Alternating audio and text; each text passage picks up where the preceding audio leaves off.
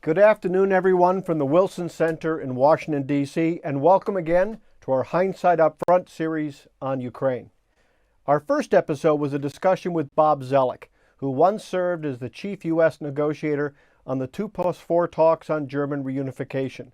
Since Bob was essentially in the room at the time, he was able to shred the Russian false assertion that Moscow was somehow promised that NATO wouldn't expand eastward.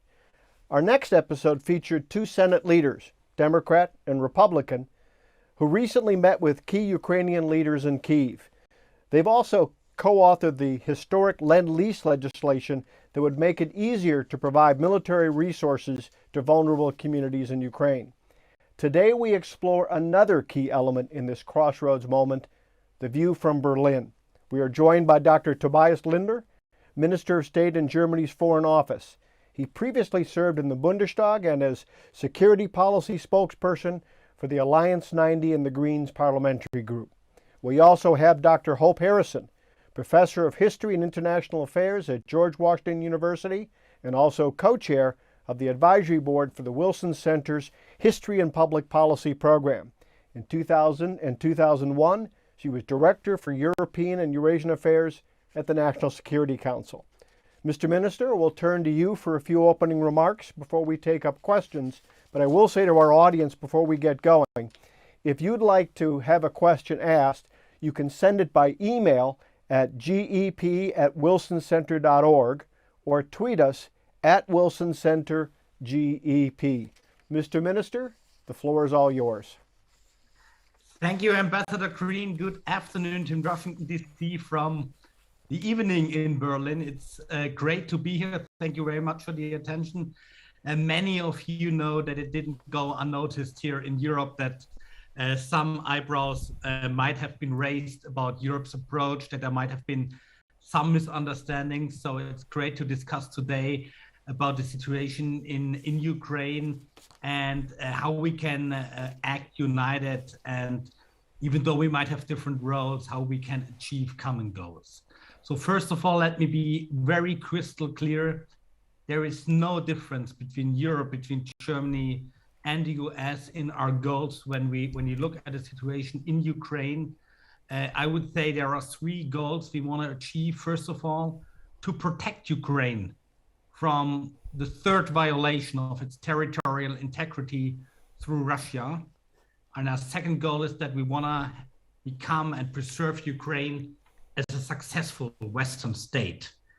And last but not least, we want to protect and to preserve the international rules-based order on which the security, especially in Europe, so highly depends. The Helsinki Final Act, the NATO-Russia Founding Act, the Charter of Paris, all those things.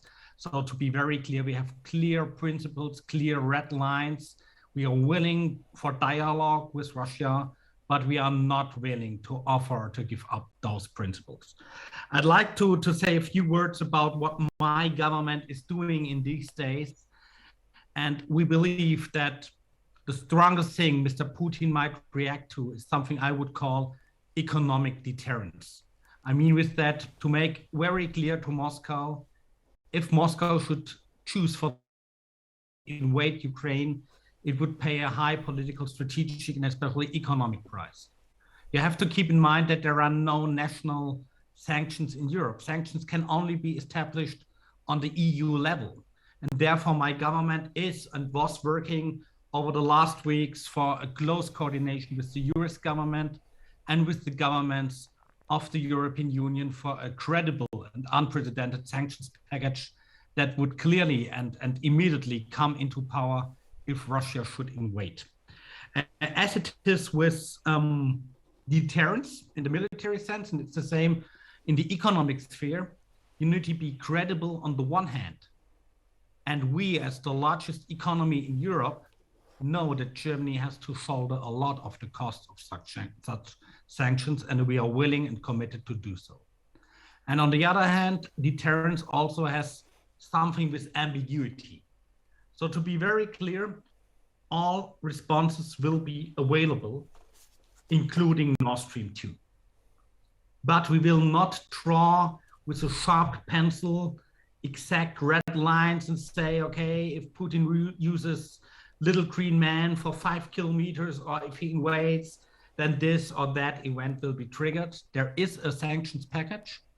We know that Moscow is very carefully watching on this and evaluating the consequences of that, but we will not make the exact triggers and thresholds and measures publicly available.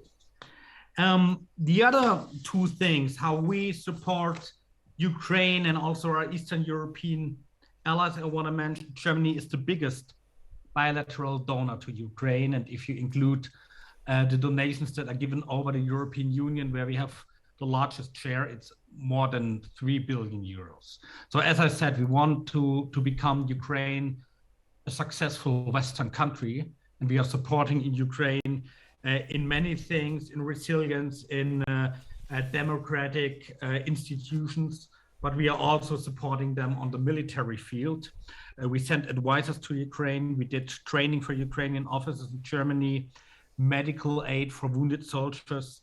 And just yesterday, we handed over in Tallinn, in Estonia, a brand new military field hospital, which was paid by 100% by the German government. We are also committed to the security of our Eastern NATO partners. We will almost double our troops that are sent to Lithuania with the enhanced forward presence of NATO. We'll be sending fighter jets to Romania to do air policing, and we are closely and carefully watching the situation, and we will adapt the NATO posture if necessary. So that, with that, ladies and gentlemen, I'm looking forward to the discussion. I believe it's both credible economic deterrence, and on the other track, the will for dialogue. I think the US, the NATO, the European Union, they made very clear to Moscow, we are willing to dialogue in different formats. And let me stop with just mentioning today there was a meeting of the Normandy format advisors group here in Berlin in the guest house of our foreign ministry. Within the Normandy format, France, Germany, Russia, and Ukraine are discussing the implementation of the so-called Minsk agreements. We believe if there's some progress, then there is more to lose for the Russian government if they would invade. So these different formats, NATO, OSCE, Normandy, and also bilateral talks between the US and the Russian government, they are not substitutes to each other, they are complements. They are supporting each other, and that's also something in which my government is engaged. Thank you very much for listening, and now I'm looking forward to your questions. Dr. Lindner, thank you. That was very, very helpful. And you began by putting your finger on what you obviously, your government's very much aware of, that here in the U.S., Nord Stream 2 has come to symbolize a perceived gap between the U.S. and Germany and perhaps Germany and other members of NATO. I'd like to approach it, but perhaps a little bit differently. So, the question over and over again has been presented as, what has to happen before Germany says, that's it, we're canceling Nord Stream 2? That's the question that's been presented. I'd like to ask a different question. I'd like to perhaps put it in reverse. And you touched upon some of this. Given that Russian forces and irregulars have killed some 14,000 Ukrainians over the last 8 years, that Moscow has amassed more than 100,000 troops on the border, that they've hit Ukraine with cyber attacks, and as you sort of alluded to, illegally annexed Crimea and occupied the Donbass. So isn't the question, what conditions must Moscow meet before you're willing to turn Nord Stream 2 on? I mean, at what point are we willing to say, okay, it's fine for Nord Stream 2 to be open and approved, given all the things that have happened so far? And that's a very tough and also good question. And let me be very clear. You said it at the beginning. I'm in the German system. I'm still member of parliament. I'm also a green politician. And my party was always opposed against this project for various reasons, for reasons of climate protection, but also for security reasons. The Green Party in Germany believed this project is wrong. On the other hand, I have to recognize that the former government of Angela Merkel gave permissions to build the pipeline, and the pipeline is finished in the moment. It's not in operation. It's finished. It's not against German law. I don't like that, but I have to recognize it in the end. In the coalition compact, we are very clear on one aspect, and we said, and we stated, which is something which should be self-evident, that energy projects on German soil need to be compliant with European energy law. And for that reason, a German authority, the Bundesnetzagentur, who is doing the certification of the pipeline, they have suspended the process and have interrupted it. When they will continue with the process, the Federal Foreign Office will also give a security assessment on the pipeline itself. And we have to see how this process will end up in the end. But to be also clear on another issue, the former government, the government of Angela Merkel, signed something we called a joint statement with the US administration. And that statement, and my government is still committed to the statement, it is very clear that if Mr. Putin uses gas as a weapon or threatens Ukraine, this option to kill the pipeline is available. And so to be clear, and my minister was clear in front of the parliament, stopping Nord Stream 2 is an available option in terms of the sanctions package. That's all I can say today, but we can be very clear. No one in Germany, not the chancellor, no one in the government does exclude Nord Stream from being part of the sanctions package. And I believe in the press conference with President Biden, Chancellor Scholz was very clear on that and said there will be coordinated parallel measures from Europe and the US in case. I can just do a brief follow-up, because you're touching, I think, upon some of the most important issues for discussion. So, to me, the question is, what does success look like, right? So we recognize where we are right now with Russian forces where they are, and the military exercises where they are, and the cyber attacks. Is it in the mind of your government sufficient if Russia doesn't invade but continues to have those forces there, continues to do the mischief, cyber attacks, and military exercises? Is that sufficient to not impose sanctions and to allow the pipeline to go forward? I believe the security assessment and how we perceive the security situation in the East has changed over the last years in Germany. You know that we had tremendous increases also in our defense spending in Germany. For many years, many Germans thought the purpose of the armed forces to do deployments in the framework of the United Nations, for instance. Now it's clear also to a majority of the German public that we need to have armed forces for defense, for collective defense in Europe. We will have this, by the end of this year, we will have for the first time something we call a national security strategy. And we want to have a more coherent approach in our foreign and security policy. My party, my minister, we are convinced that you cannot separate economic issues from security issues when it comes to Russia, but also when it comes to China. And we are well aware of the fact that the security situation in Eastern Europe doesn't have become easier, and it will remain difficult, even if we are successful in terms of Ukraine. And we are very aware of the security concerns of our Eastern European allies. Thank you. So I'm going to turn to Dr. Harrison next. In addition to the biographical introduction I gave for her, she's obviously teaches and writes on Germany and contemporary German history. And I'll invite our audience, when the program is done, to go to our website, and you can see a couple of her most recent works that she's done. Dr. Harrison, a question from you.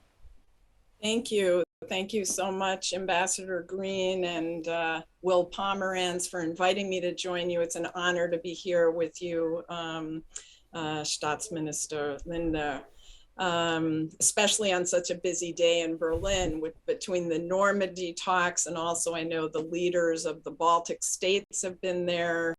Berlin is the center of a lot of action, so it's a privilege for us to have you with us virtually here in Washington. So we're all facing a challenge from the Russians. They have essentially manufactured a crisis where there was no objective crisis, and they keep ramping up the pressure. That puts us all, the US, Germany, the EU, NATO, in a very difficult position. And Putin, of course, knows this and is doing his best to play on it. He's seized the initiative, and we're all on the defensive, looking for ways to give Putin an off-ramp, a way to pull back without losing face. That is in all of our interests. I think it's ultimately in Putin's interest as well.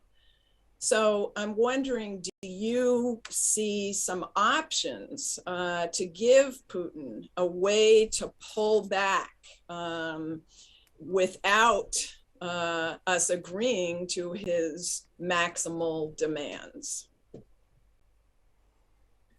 Well, that's a good question, and I believe the details of the answer would be classified, to be honest. But that's exactly what dialogue should be about. Even if I would even in the moment I would say, okay, the process itself might be more important at the moment than the results. So it's important that the Russians do not stand up from the negotiation table and go home, and that we don't give them the narrative for an invasion. But I believe there are some incentives for Russia. There are some economic incentives. If we make the economic cost in terms of sanctions very clear in the case of an invasion, and there's also a risk of a furthermore decoupling, economic decoupling from Russia from the rest of the west of Europe. That's also a long-term issue. Coming back to the pipeline, you know that Europe is they have the main demand for Russian gas, and the Russians are highly dependent on their gas sales in terms of their economy. And if Russia would turn away from that, and I'm from ecologist environmental party, we believe that we should abstain from gas and come to climate neutrality. That's a risk for Russia. But the other incentives might be, and I think this was done very good by the US government and also by NATO when they sent a reply to Russia on their so-called security interests. So it would be one strategy, and I think that wouldn't be the best, just to say, okay, Russia, let's talk about your letter and your demands, because if you would pursue that strategy, it would become soon to an end, because you would say, okay, we cannot accept it, full stop. But our response, and the response in detail is classified, but our response to say, okay, we are willing to talk about security in Europe. We are willing to talk with you about reassurance measures. We are willing to talk about arms control. We are willing to talk about New START and strategic issues, as well as a new contract that is replacing, for instance, the INF contract. And you know that the security in Europe is highly dependent on on the issue of sub-strategic nuclear missiles. So there is something available in the negotiations that should be also in the interest of Moscow, to be honest. And furthermore, I also believe that they are also looking down into the abyss of cyber war and cybercrime and all those things. I think now there's still some window of opportunity, maybe to come to some agreements, what to do and what not to do. If you don't get this regulated, if you don't find any agreement, there's also a high risk. And I believe at least some in Moscow are aware of that. So there might be some incentives for an off-ramp, and it's in the hand of good negotiators in the next weeks that negotiations could be successful. I have no clue about it. Thank you. Good question and good answer. You began your remarks by laying out principles that we all needed to see that were compelling, right? Protecting Ukraine as a country, preserving Ukraine as a success, and also preserving the rule-based order in Europe. But I guess the question is, given where things are at right now, again, what Russia has done to date, their occupation, the annexation, and the cyber attacks, do those meet the conditions of protecting Ukraine, preserving Ukraine as a success, and preserving a rule-based order? If they're able to occupy the Donbass, if they're able to continue with an illegal annexation in Crimea, have we met those principles, or are we already in a place where much needs to be done to get to those principles? I would say those principles are at risk, to be honest. In 2014, many had been naive in the European public, not only in Germany, about Russia. They thought, okay, the Cold War has come to an end, and there's nothing to do, and they might be friendly, and Putin might be strange, but you know this narrative. And in 2014, we have experienced how quick things can evolve. You mentioned the Donbass, you mentioned Crimea. For my government, it is very clear there is no comeback of the status quo ante in terms of that we would be lowering the sanctions that had already been imposed and are still in action when it comes to Russia. We are very clear that Russia is excluded from the G7. And we will continue with that policy. So it is with Russia if they wanna go back, but it would mean they would have go back to the status quo ante. I don't believe that it's likely, but we are very clear on that. We will never ever accept the annexation of Crimea. Full stop. Very, very, very clear on that. In the moment, we are at the brink, as you said, in risking those international principles. Russia pressures us from excluding Ukraine being a NATO member. And as even Mikhail Gorbachev said, I believe in 88 or 89 in front of the European Council, it is the independent right of a nation to decide whether they want to be part of an alliance or whether not. And this is a clear red line. It's a principle we are not willing to give up. And I think that's a clear message to Moscow, even in those talks. If they demand this, they will not get it, to be very clear on that. Thank you. Dr. Harrison, I'm going to turn back to you, but just a reminder to our audience that you can send questions to us by email at gep@wilsoncenter.org or tweet us at wilsoncentergep. Dr. Harrison, next question from you. Thank you. I hope Russia hears the passion in your answer. Herr Staatsminister, that was wonderful. You remind me of how I speak to my students about this issue, actually, that, you know, there is such a thing as self-determination and it can't be decided by Russia or anybody else. So I'll take the conversation in a little bit of a different direction, sort of the influence of history and even looking back at Joschka Fischer. There has been much criticism of the German refusal to send weapons to Ukraine due to a German law against sending weapons to areas of conflict. Much of the conservative, hands-off nature of German foreign policy, especially foreign security policy, stems, of course, from the legacy of the Holocaust and World War II. As a historian of contemporary Germany, I myself, since the new ruling coalition and Minister Baerbock being the foreign minister from the Greens, I've been thinking about the first and other time Germany had a foreign minister from the Greens, from 1998 to 2005 with Joschka Fischer. And in response, as you well know, to the atrocities carried out in the 1990s during the Yugoslav wars, Ultimately, Fischer and others argued that German history should be interpreted in a different way than many people had been arguing. Instead of arguing that Germany must stand outside of military conflict because of the Holocaust and World War II, they asserted that precisely because of that history, because of what Germany had done in the past, it has a duty to stand up for smaller groups and smaller states against violence by a larger state. In that case, violence by Serbia against Bosnians and Kosovar Albanians.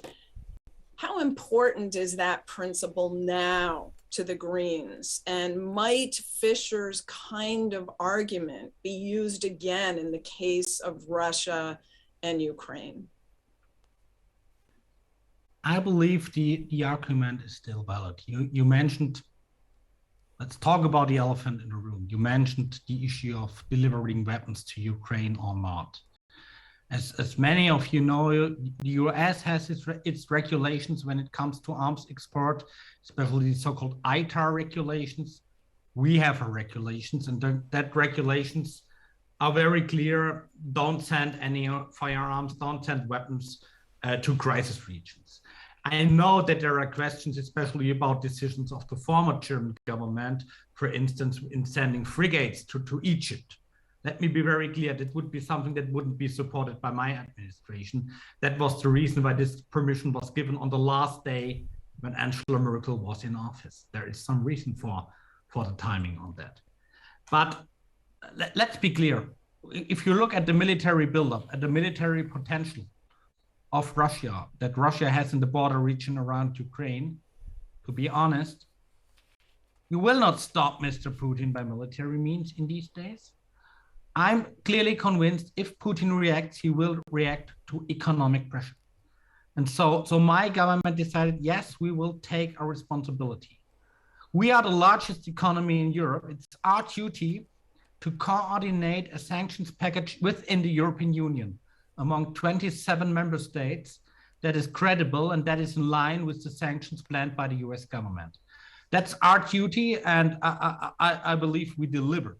The details, you know, they are classified, but I can, believe me, I can tell everybody this package is almost finalized and it could come very quickly into action. That's our first responsibility. Our second responsibility, and you mentioned Joschka Fischer and Kosovo, that does not mean that we don't exclude any military means. As I said, we almost doubled our troops in Lithuania. We will be sending fighter jets for air policing to Romania. We are very clear in NATO when it comes to adapting the NATO posture. So the security of our Eastern European partners is something that is without any discussion, and we feel responsible for that. Thank you. I'm going to ask another question before turning it to Dr. Harrison to lead us through the audience questions. Slightly different approach. So in recent days, we've seen a steady stream of European leaders flying to Moscow, sort of standing in queue and going to see President Putin. President Macron, your Chancellor, Mr. Orban, and others. Isn't there a risk if we have each of the European or many European leaders going one by one, that projects a sense of lack of unity in NATO? Doesn't it risk sending slightly different messages in a way that would suggest that Mr. Putin has cracks in the NATO alliance he can exploit? I wouldn't call it a risk, but it's clearly a challenge to stay coordinated and to stay united. To be clear, my chancellor will not only go to Moscow, he will go to Kiev, because that's a clear sign to Mr. Putin, who is our ally and with whom we have to talk on very difficult issues. I cannot make any comments on the visit of Mr. Orban, to be honest. But you can be assured that Germany and France, we are very intensively and closely coordinating our foreign policy. And when Mr. Macron travels to Moscow, there's a close coordination between the two governments. And it's the same, it's also the same when my chancellor or my foreign minister, my foreign minister was in Kiev yesterday. She was at the contact line to the Donbass to show and to make clear we are not talking about military units on a map. It's about people. It's about their lives. It's about people dying. It's about, and not only about soldiers, it's about families who are living at that contact line. And I can assure you, we are having almost every day phone calls or video conferences, also with the State Department or with the White House in Washington. And I believe that's the challenge in these days, to stay united. Mr. Putin would clearly notice and recognize if there would be some crack in the Western alliance. But you can be sure, as I said, with coordinating sanctions, that's our duty, that we stay together. Thank you. Dr. Harrison, I'll turn it over to you. Thank you. So before I turn to questions from the audience, I want to ask you the question that everyone has been wondering since this began. I'm sure there are betting pools on this, but it's unfortunately deadly serious. What do you think Putin's motive is in manufacturing this crisis where there really wasn't one before? What is he up to? To be honest, I have some ideas, but I have no consistent clue. We cannot look into the mind of Mr. Putin. He's not becoming younger. I believe that the timing of the escalation, that isn't chosen randomly. Okay, Merkel steps out of office. There's new administration in the largest country in Europe. So there might be some possibility or some weakness. I have to disappoint Mr. Putin. There is no reason to believe that we are weak or that we are not strong and not convinced. The problem with Mr. Putin is, I believe he still makes some cost-benefit analysis in his actions. That's why I'm so convinced that sanctions might work. But we might know the cost and not the exact benefit for him. The benefit for him might be something in his mind, maybe even his legacy in Russian history. And that's the dangerous point. And that's why I still believe we have to talk. We have to be open for dialogue. We have to work for peace and for de-escalation each day. But we also have to keep in mind things might end up different. And in the end, there might be also an outcome everyone doesn't like, but we have to be prepared for that outcome, for military escalation of the situation. Thank you. All right, I'm going to turn to some of the interesting questions that people have been asking. The first is,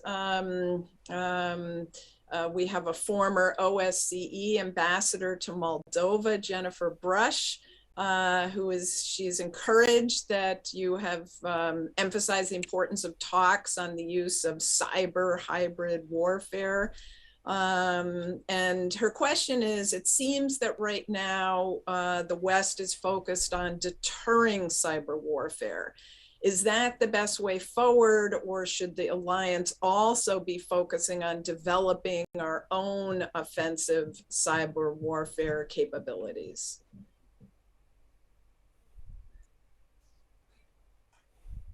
I believe it needs a mixed approach. So on the one hand, you have to defend yourself. You have to protect your systems.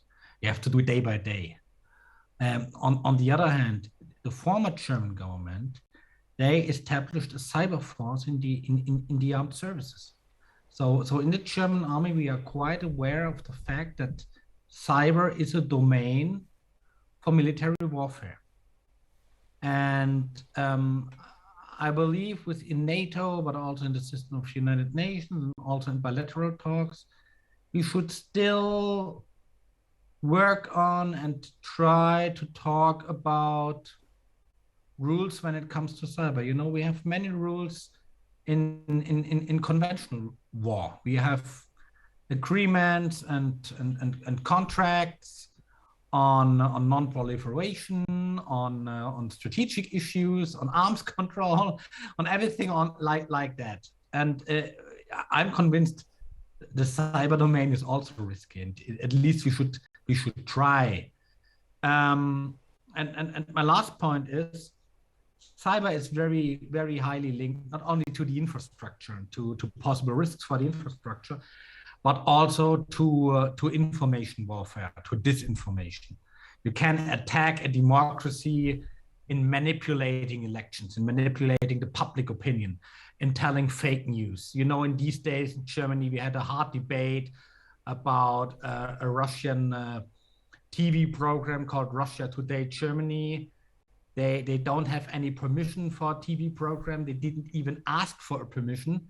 That was the reason why they said, okay, if you do not even apply for a permission process, we cannot allow you to broadcast the program. And you know that Deutsche Welle, German TV channel, as a consequence was put out of Russia. But I believe Western societies, Western democracies, they have to be more resilient. So protecting against cyber means also strengthening liberal democracies and strengthening your own debates in your own country and working against misinformation.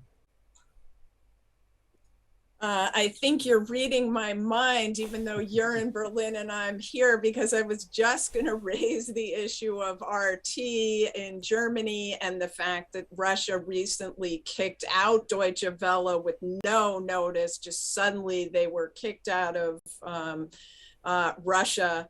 And one of the members of our audience has a question about the role of information and misinformation, disinformation, propaganda in escalating the tensions between Ukraine, Russia, NATO, etc.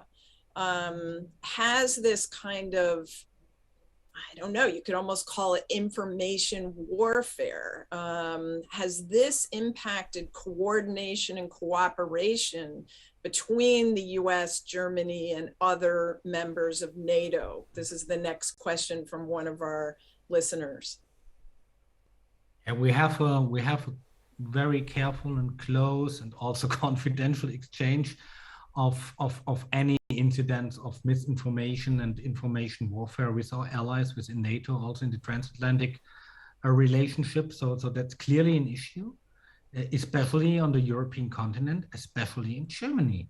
You know that some parts of the German society believe that we have something called a special relationship to Russia, especially in the eastern states of Germany. There's still this narrative that, oh, the Russians are friends and all this. And let me be clear.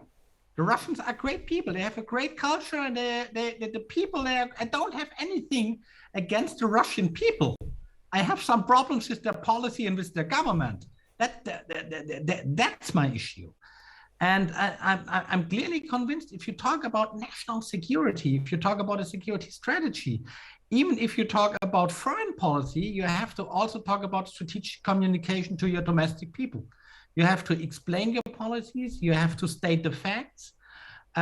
You have to do it as a parliamentarian in your own district. So, you know, we have suspended conscription from the army. So many Germans didn't serve in the army right now.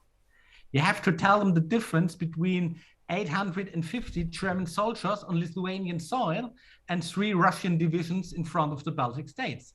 I believe that's easier to explain in the American society, but we have to do so, and that's also something to protect, and that's also some kind of defense, clearly. Yes, there's it's very challenging getting German public opinion, not just people in the East, the broader population behind building up the military. And yet, as the centerpiece of Europe, that is so important. So it's certainly a very challenging situation. Another question from one of our viewers says that you have argued that given that Russia has such a military superiority in the situation with Ukraine, you have said, like, what's the point in sending Ukraine any weapons? They couldn't win. But this person says, however, that the purpose of providing Ukraine with more of a defensive military capacity would also be to raise the cost of an invasion from Russia's perspective, and therefore hopefully, make it less likely they would invade. I can only repeat what I said. I believe if we can prevent Mr. Putin from using the military, he will react to economic costs. I believe that's the biggest leverage we have. I have understanding that some governments in the past, but also now, are sending weapons to Ukraine. I fully understand that. I don't complain about such policies. But as I said in the beginning, we all have our different national regulations when it comes to arms export. And the German regulations, they are as they are.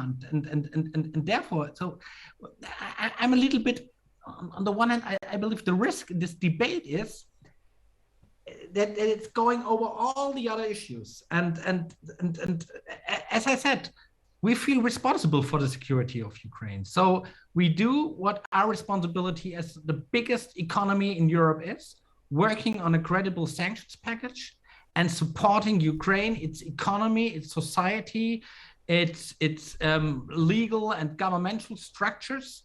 With aid, we are the biggest donor worldwide when it comes to bilateral donations for Ukraine, and we will continue with this policy. The next question has to do with Putin's efforts to deepen his ties with China and kind of try to use that. So the question is, what are your thoughts on the alliance between China and Russia, and China proclaiming its support of Russia's foreign policy at this time? How effective will China's support of Russia be in bolstering Putin's confidence about his policy toward Ukraine? I have two thoughts on that. First, I believe you should watch that carefully, for sure. And we know that both the government of China as well as the government of Russia, they want to play inside the international rules-based order. Putin doesn't want to have any rules, I believe. China says, okay, we want to have our own rules. We want to define the rules on the international level. That's my first thought. We have to watch it carefully. My second point is, I don't believe that this connection, that this cooperation, that it is sustainable. Because if you look at the long-term goals of the two economies, of the two countries, if you look at the policy the Chinese Communist Party is pursuing on the long term, to become the world's leading country, I don't believe that that's a sustainable cooperation, and that it's something that might be risky on the short term, but on the long term, I don't believe that it is sustainable. We have time for one last quick question. Okay, I guess I'm going to go with the question about Gerhard Schroeder. Sorry, but it is an extraordinary situation, and I'm sure it's incredibly uncomfortable for the German government, and certainly for an SPD-led German government, that a former chancellor of the Social Democratic Party, Gerhard Schroeder, is so close to Putin and is so enmeshed on the boards of the leading oil and gas companies in Russia. Is Schroeder kind of on his own there, or does he still have lots of ties to others in Germany and to business interests that also would be, closer to Putin's side of this conflict? Yeah, Dr. Harrison, I'm state minister, and usually I should be very careful and reluctant in speaking about a former German chancellor. But to be very clear, the statements he makes, the decision he makes, being part of the board of Gazprom, for instance, now at that timing, these are only his own decisions. He's not speaking for the government. He's even not speaking for the SPD party. I'm very happy that also the heads of the SPD party are very clear on that issue. I believe Mr. Schroeder cares about one thing at the moment most, and I don't say this in my capacity as Minister of State. I believe he cares about his banking account and the money he receives from Nord Stream and Gazprom. And I'm honestly, I became member of the Green Party when the red-green government under Schröder started. He made, during his time in the Chancellery, many good decisions, especially in foreign policy, I believe. But now it's a pity and it's disappointing that I believe he lost his sense and his sensitivity on such issues. And of course, he and Putin share a lot in caring about their bank accounts as perhaps, a number one goal. Thank you so much. I'll turn it back over to Ambassador Green. Great, thank you. And personal aside, this has been a great discussion. I'm very, very grateful, Mr. Minister, for the time that you've taken. So Dr. Lindner, Dr. Harrison, thank you both for helping us explore these very important issues. And thanks to all who have tuned in today for watching. With Hindsight Up Front, we try to analyze history-making events as they occur, applying lessons and insights in real time, not after the fact. I hope everyone will join us on February 15th for our next Hindsight Up Front. Our guest will be former Undersecretary of Defense for Policy, Michelle Flournoy. She'll offer her thoughts on the prospects for deterring Moscow, reinforcing Ukraine, and reaffirming NATO's role. And to see more of our collected materials on Russia, Ukraine, NATO, and Europe, please go to thewilsoncenter.org/Hindsight Ukraine. Again, thank you to our guests. Very much appreciated. Take care, everyone.